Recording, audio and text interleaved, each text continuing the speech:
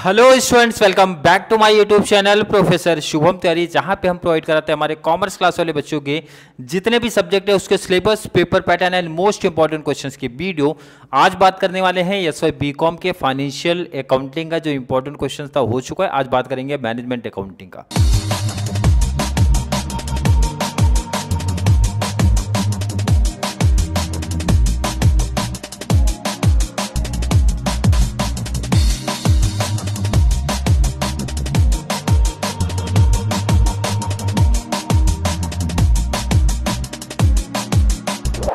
Management accounting subject जो है उसको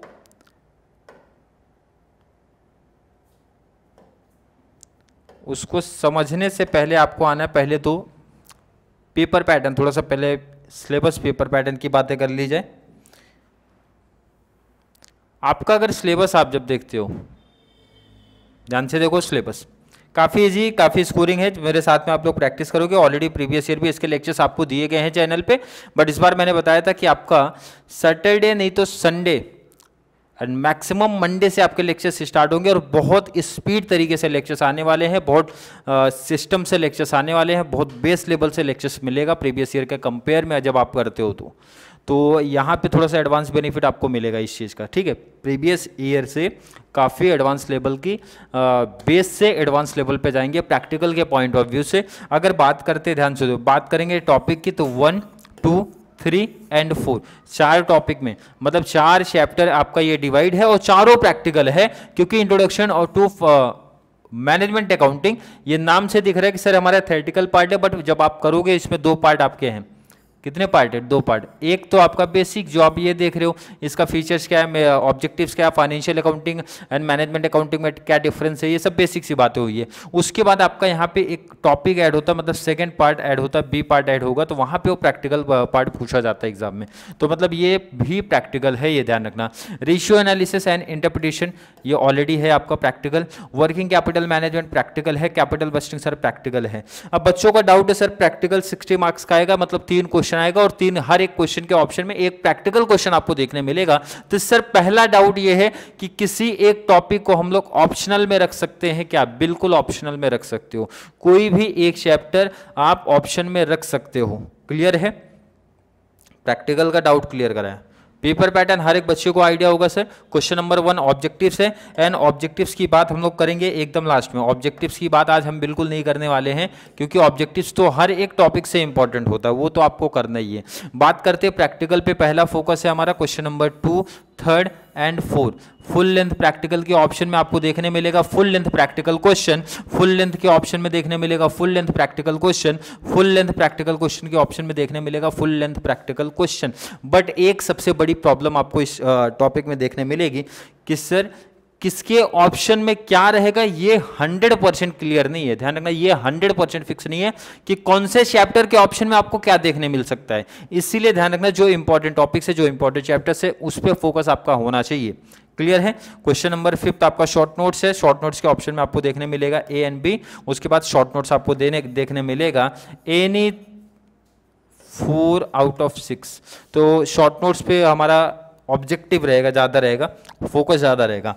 पहले ध्यान से ये देखेंगे हम लोग, पहले तो हमारा फोकस ये होगा कि सर प्रैक्टिकल की बातें कर लो। प्रैक्टिकल ये 60 मार्क्स कैसे मिलेंगे, उनकी बातें होने वाली है कि सर ये जो 60 मार्क्स मिलता है कि ये कैसे मिलेगा 60 मार्क्स। ठीक है, जब आप 60 मार्क्स मेरे साथ बात करते हो कि भाई 60 मार्क्स कैसे मिलेगा सर अच्छे से स्कोर करके, तो सबसे पहला टॉपिक कौन सा पिक किया जाए? बच्चों का डाउट सर पहला टॉपिक कौन सा पिक किया जाए? पहले टॉपिक पे मैं रखता हूँ, हमेशा ध्यान रखना, कैपिटल बस्टिंग को।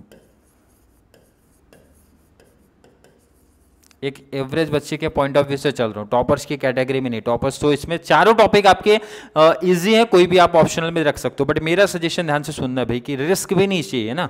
इनकेस अगर प्रॉब्लम आए, कैसे ऑप्शंस पूछेंगे, कहाँ प्रॉब्लम आ सकती है, इसलिए आप समझो। कैपिटल बस्टिंग की जब आप बात करते हो तो सर इसमें प्रैक्टिकल क्या क्या क्वेश्चन है अगर बात करोगे, एक तो आपका है पेबैक पीरियड, अगर आपने थोड़ा सा भी पढ़ा है तो ठीक है। एक है इसमें डिस्काउंटेड पेबैक पीरियड, जिस बच्चे ने बहुत प्रॉपर पढ़ा होगा उनको पता होगा क्या क्या बातें हो रही, कितने मेथड है इसमें। ठीक है, नेक्स्ट आपका ARR मेथड, नेक्स्ट आपका PI मेथड। अब यहाँ पे कंप्लीट नाम नहीं लिख रहा हो, समझदार बच्चे हो समझ जाओ। नहीं समझे सर, बच्चे बोल रहे कि नहीं समझ में आ रहे हैं। 1 2 3 4 और भी टॉपिक हैं आपके इसमें। नेक्स्ट टॉपिक लेके आ जाओ। कौन सा टॉपिक, कौन सा टॉपिक सर, कौन सा टॉपिक है आपका? एक बच रहा है ना, कौन सा?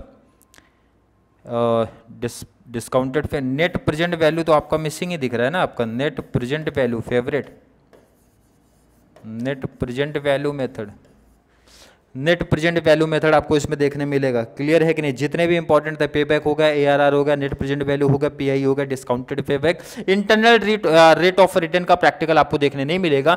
मतलब ध्यान से देखो 1 2 3 4 5, और जिसमें से पे बैक पीरियड को मैं बोलता हूं आप कट कर दो, क्योंकि पे बैक पीरियड आपको प्रैक्टिकल के पॉइंट ऑफ व्यू से नहीं देखने मिलेगा। पे बैक पीरियड सिंपल इतना टॉपिक नहीं पूछेंगे आपसे, ना के बराबर, मतलब 1% भी मैं बोलता हूँ चांस नहीं, लेकिन साथ में प्रैक्टिस करने में कोई दिक्कत नहीं सर। पेबैक बहुत आसान टॉपिक है, लेकिन ध्यान रखना कि जो ये कैपिटल बस्टिंग से आपका ये जो 20 मार्क्स दिख नहीं होगा, इसलिए मैं कलर को चेंज करता हूँ। ठीक है, 20 मार्क्स अगर आपको ये चाहिए, ध्यान से देखो समझो, ध्यान से देखो समझो, और कैसे लेक्चर्स मिलेंगे उसके बारे में भी इन्फॉर्मेशन देना। बहुत स्पीड से लेक्चर्स आएंगे मंडे से, मैक्सिमम टाइम आपसे लिया हूँ। उसके बाद साथ में मेरे साथ प्रैक्टिस करते हुए चलना बहुत अच्छे तरीके से। कम टाइम में एक ही दिन में कोई भी टॉपिक पिक करूंगा तो 100% बेस से लेके क्लियर करा दूंगा। एक दिन में एक मेथड कंप्लीट करा के दूंगा। अगर मैंने पे बैक पीरियड चालू किया तो एक लेक्चर में खत्म कर दूंगा। लेकिन ध्यान से समझो कि ये 20 मार्क्स कैसे मिलेगा। मतलब सर आपको, अगर मैं बात करूं पे बैक पीरियड का एक सेपरेट अलग से लेक्चर आएगा, डिस्काउंटेड पे बैक का आएगा, उसके बाद ARR को लेके आ जाऊंगा, फिर PI को लेके आ जाऊंगा, उसके बाद नेट प्रेजेंट वैल्यू मेथड को लेके आऊंगा। मतलब हर एक टॉपिक के 2 से 3 लेक्चर, 4 लेक्चर, 5 लेक्चर, जब तक वहां पे नीचे कमेंट बॉक्स में ऐड नहीं होगा सर कॉन्सेप्ट क्लियर है, तब तक लेक्चर्स आते रहेंगे। उसके बाद आपको एग्जाम में क्या पूछेगा, देखो अगर आपने एक एक कॉन्सेप्ट क्लियर किया तो एग्जाम में आपकी कहानी हो गई खत्म। मतलब बहुत सिंपल से एग्जामिनर क्या करते हैं ना, आपको कम से कम 3 मेथड पूछता है एक ही सम में, बता रहा हूं कम से कम वर्ड यूज करो, 3 मेथड एक साथ पूछेगा। मतलब जैसे एक ही सम में एग्जामिनर आपको डिस्काउंटेड पे बैक, ARR पूछ सकता है, उसके साथ में PI पूछ सकता है, या फिर चेंज करके डिस्काउंटेड ARR के साथ में नेट प्रेजेंट वैल्यू दे सकता है। मतलब कोई भी 3 मेथड आपसे पूछा जा सकता है एक सम में, तब जाके आपको 20 मार्क्स मिलेगा। अगर मैं बात करूं सर मेथड कैसे है, कर सकते हैं कि नहीं कर सकते, बहुत सिंपल मेथड है। इजिली हर एक बच्चा 20 आउट ऑफ 20 स्कोर कर सकता है। इस प्रैक्टिकल टॉपिक की अगर मैं बात करूं सर, ये 20 का प्रैक्टिकल क्लियर हो गया। अगले टॉपिक पे शिफ्ट होते हैं, अगले टॉपिक पे आते हैं, अगले टॉपिक पे शिफ्ट होते हैं। तो अगला टॉपिक अगर मैं बात करूं आपका, अगले टॉपिक में सबसे पहले मैं रख रहा हूं कौन सा आपका, रेशियो एनालिसिस। रेशियो एनालिसिस काफ़ी बच्चे ऑप्शनल में रखने की सोचे हैं, तो कोई इशू नहीं है, रेशियो एनालिसिस आप ऑप्शन में भी रख सकते हो। लेकिन मेरा काम है प्रैक्टिस करवा के देना, तो प्रैक्टिस करा के आपको दिया जाएगा ये टॉपिक। रेशियो एनालिसिस में जब पढ़ते हो तो ये टॉपिक आपका 3 पार्ट में डिवाइड होता है। एक तो आपका होता है, ध्यान से देखो, इनकम स्टेटमेंट। ये टॉपिक आसान क्यों हो जाता है, मैं उसके बारे में भी बात करेंगे। एक है आपका इनकम स्टेटमेंट रेशियो, क्या है एक इनकम स्टेटमेंट रेशियो। सेकेंड आपका बैलेंस शीट रेशियो। आसान क्यों है ये टॉपिक, इसके बारे में भी बात करेंगे, बैलेंस शीट रेशियो।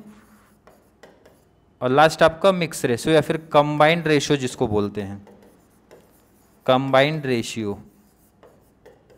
3 टॉपिक, मतलब 3 पार्ट में ये टॉपिक डिवाइड आपको दिखेगा। कितने पार्ट में डिवाइड दिखेगा, 3 पार्ट में डिवाइड दिखेगा।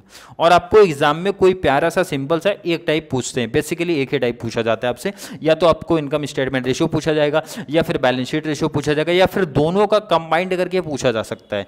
दोनों पूछा जा सकता है, बट दोनों 3 में से कोई एक टाइप आएगा। क्लियर है? कितने नंबर का सर, 20 मार्क्स का आएगा। सीधा एक तरीके से समरी बता रहा हूं भाई, कंप्लीट प्रैक्टिकल में कितने टाइप्स ऑफ सम आपको दिख सकते हैं। क्लियर है? कोई डाउट, कोई कंफ्यूजन? सर बिल्कुल नहीं डाउट है। लेकिन सर अगला टॉपिक कौन सा पिक कर रहे हो उसके बारे में थोड़ी सी इन्फॉर्मेशन दे दो। मैंने बोला चलो ठीक है। पहले तो काफ़ी बच्चों का फेवरेट है, इजी है, वर्किंग कैपिटल। काफ़ी सिंपल है और इसमें कोई टाइप्स ऑफ सम नहीं है, मतलब इसके अंदर कोई टाइप्स ही नहीं है। वर्किंग कैपिटल मैनेजमेंट एक सिंपल से फॉर्मूले, सिंपल से फॉर्मेट पे है, लेकिन लेकिन लेकिन इसके साथ मैं बोलूँगा ये जो एडजस्टमेंट लगते हैं ना, ये करना क्लियर है।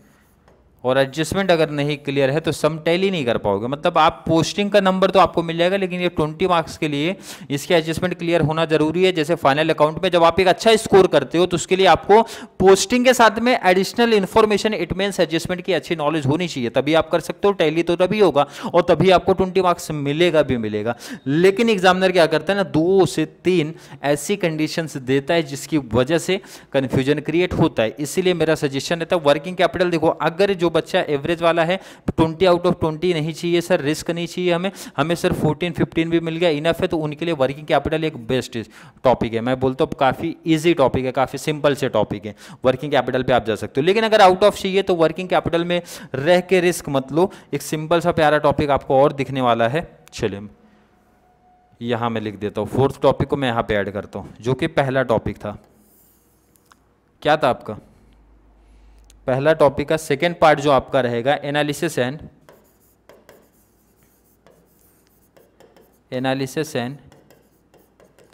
इंटरप्रिटेशन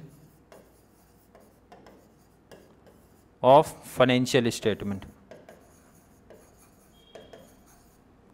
ठीक है, ये है आपका टॉपिक। और इस टॉपिक की बात करेंगे, ये टॉपिक के ऊपर फोकस रखने के लिए क्यों मैंने बोला है, इसमें देखो आपके 3 पार्ट में ये टॉपिक आपका डिवाइड दिखेगा। कितने पार्ट में आपको डिवाइड दिखेगा? 3 पार्ट में आपको डिवाइड दिखता है। क्या क्या? एक तो आपका आएगा ट्रेंड एनालिसिस। क्या है ट्रेंड एनालिसिस? आपने पढ़ा होगा शायद से पहले भी। नेक्स्ट आपका है कॉमन साइज, नेक्स्ट आपका है कॉम्परेटिव।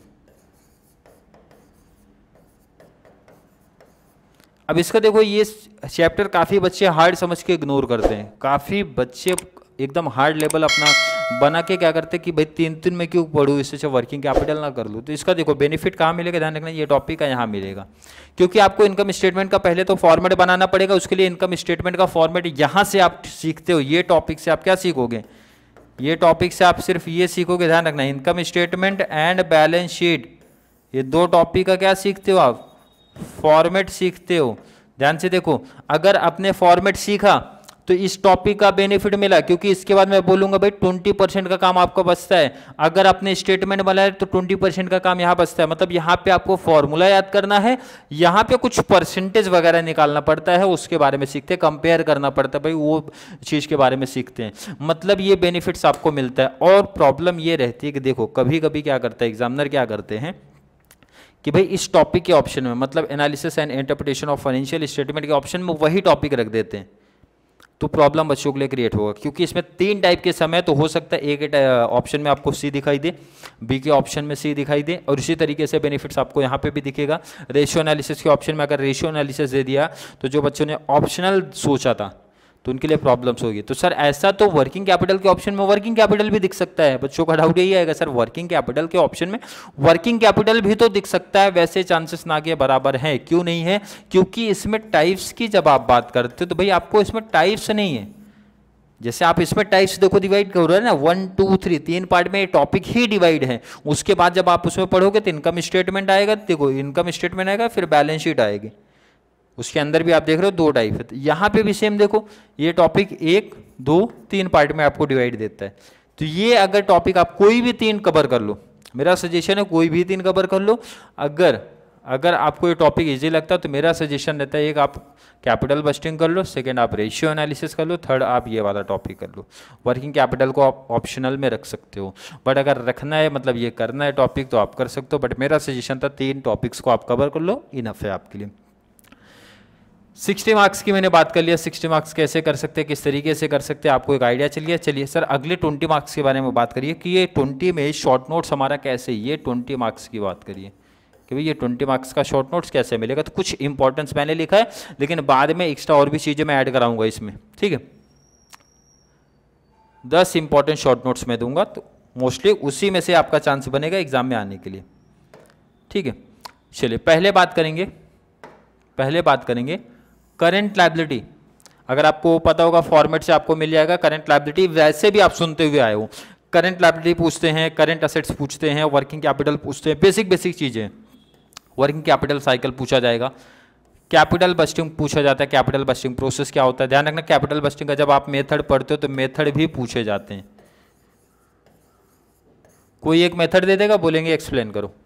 जब आप प्रैक्टिकल करोगे तो उसका थ्योरेटिकल पार्ट थोड़ा सा आपको समझ में आ जाएगा, तो आपके लिए काफ़ी हेल्प हो जाएगा लिखने के लिए शॉर्ट नोट्स। तो कैपिटल बस्टिंग का ये चीज़ याद रखना। आपको ध्यान रखना यहाँ से तो कंपलसरी पूछा जाएगा भाई, रेशियो से क्वेश्चन 100% हर साल बनते, और एक क्वेश्चन कम से कम एक क्वेश्चन बनेगा, मैक्सिमम 2 क्वेश्चन बनने के चांसेस आपके रहते हैं। नेक्स्ट आप जैसे देख सकते हो प्रोप्राइटरी रेशियो इसी टॉपिक से रिलेटेड है।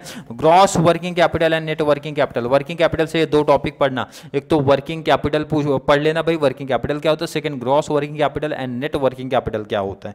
नेक्स्ट आपका जीपीआर रेशियो आपको दिख रहा है, नेक्स्ट आपको करंट एसेट दिख रहा है। मतलब बेसिक 1 2 3 4 5 6 7 8 दिया है, तो मैक्सिमम 2 से 3 क्वेश्चन और ऐड कराऊंगा। इस तरीके से मैनेजमेंट अकाउंटिंग का कंप्लीट शॉर्ट नोट्स आपका रेडी हो जाएगा। मतलब 60 का प्रैक्टिकल हो गया, 20 का शॉर्ट नोट्स हो गया, 80 मार्क्स क्लियर है। कोई ऑब्जेक्टिव्स आपके हर एक टॉपिक के करने पड़ेंगे, और मैं ऑब्जेक्टिव्स की हेल्प मतलब पीडीएफ के थ्रू आपको ऑब्जेक्टिव्स की प्रिपरेशन करा दूंगा। बट पहले प्रैक्टिकल्स, फिर शॉर्ट नोट्स, उसके बाद ऑब्जेक्टिव्स की प्रिपरेशन आपको करा के दूंगा आपसे एग्जाम से पहले कवर भी हो जाएगा। इसकी श्योरिटी रखो आप लोग के साथ में। जब प्रैक्टिस करोगे जिस स्पीड से लेक्चर्स जाएगा वो आपको ध्यान में रखना है। क्लियर है? आई होप बच्चों के कॉन्सेप्ट क्लियर है। फिर भी किसी बच्चों को आज के वीडियो को लेके कोई भी डाउट, कोई भी कन्फ्यूजन अगर क्रिएट होता है तो नीचे कमेंट बॉक्स में ऐड कर दो, या फिर कॉन्सेप्ट क्लियर है तो बोलना है सर कॉन्सेप्ट क्लियर है, जल्दी से हमारी सीरीज लेके आइए। तो मंडे से आपकी सीरीज कंटिन्यू स्टार्ट कर दी जाएगी। तो चलिए मिलेंगे नेक्स्ट वीडियो में। अगर वीडियो थोड़ी सी हेल्पफुल लग रही है तो वीडियो को लाइक करना, अच्छे अच्छे कॉमेंट ऐड करो, जितना ज़्यादा पॉसिबल हो सके चैनल का लिंक हमारे कॉमर्स सेक्शन वाले बच्चों को शेयर करते रहो। तब तक के लिए थैंक यू सो मच।